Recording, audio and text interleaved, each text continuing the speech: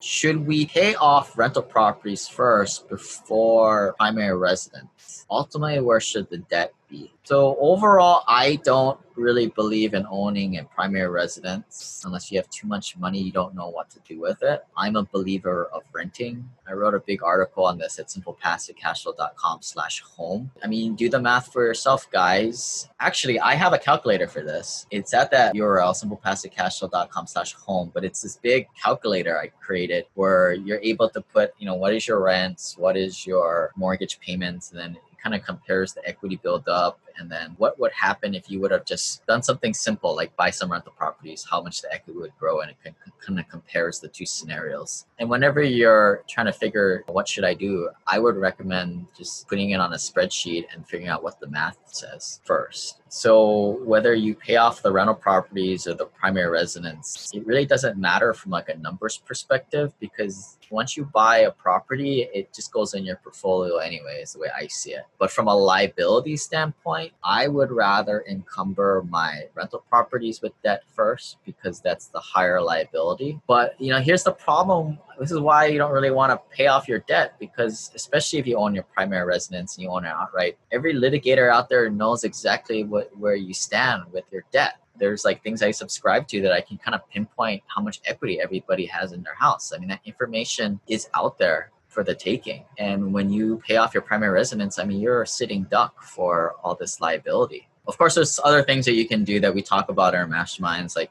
irrevocable trusts and doing that, some homestead stuff. But I think you're going about this the wrong way of like, what should I pay off? What you want to be doing is, you want to be looking at your return on equity.